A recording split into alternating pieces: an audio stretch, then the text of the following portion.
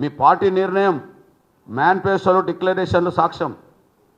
మీ ప్రభుత్వ నిర్ణయం పంజాబ్ ప్రభుత్వం వర్గీకరణ చేయడం, జైల్ సింగ్ ప్రభుత్వం, రాజశేఖర్ గారి ప్రభుత్వం వర్గీకరణకు అనుగుణంగా తీర్మానం చేయడం, యూపీఏ ప్రభుత్వం వర్గీకరణకు అనుగుణంగా అది కమిషన్ వేయడం. అదే సమయంలో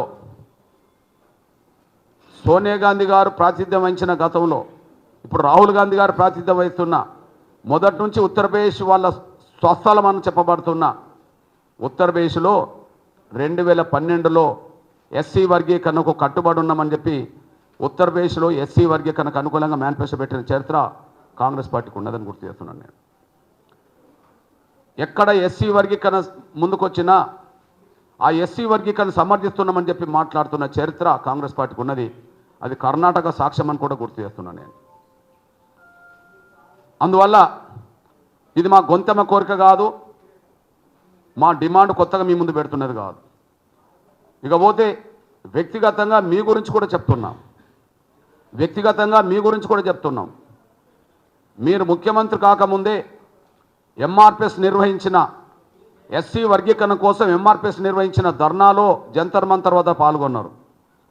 విద్యార్థుల జాతీయ సభలో ఢిల్లీలో వర్గీకరణకు అనుకూలంగా పాల్గొన్నారు. హైదరాబాద్లో నిర్వహించిన ధర్మయుద్ధ మహాసభలో పరేడ్ గ్రౌండ్లో మీరు పాల్గొన్నారు. ఆయా సందర్భంలో ఎస్సీ వర్గీకరణకు అనుకూలంగా మీరు నైతిక మద్దతు ఇస్తూ వచ్చారు. మీరు కూడా వర్గీకరణకు మొదటి నుంచి సమర్థిస్తుండని చెప్పడానికి ఇది సాక్ష్యం. ఇకపోతే ఒక ముఖ్యమంత్రి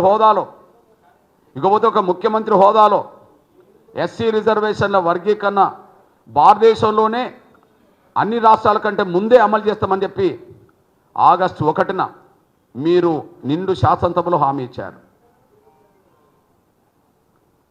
ఆగస్టు 1 సుప్రీంకోర్టు తీర్పు వచ్చిన క్షణంలోనే సుప్రీంకోర్టు తీర్పును స్వాగతిస్తూ సమర్థిస్తూ భారతదేశంలోనే అందరికంటే ముందు అమలు చేస్తామని మీరు హామీ ఇచ్చారు. ఇప్పుడు మీ హామీని గుర్తు చేస్తున్నాం, తొందరగా అమలు చేయమని. మీ పార్టీ పాలసీని గుర్తు చేస్తున్నాం, దానికి కట్టుబడి ఉండమని. గత ప్రభుత్వ పాలసీ మీకున్నది, దాన్ని కొనసాగించమని. ఇవే మా గొంతెమ్మ కోరికలు కాదు, ఇవేమి మా కొత్తగా పెట్టిన డిమాండ్ కాదు. దయచేసి ఈ విషయాన్ని గుర్తు చేస్తున్నాం.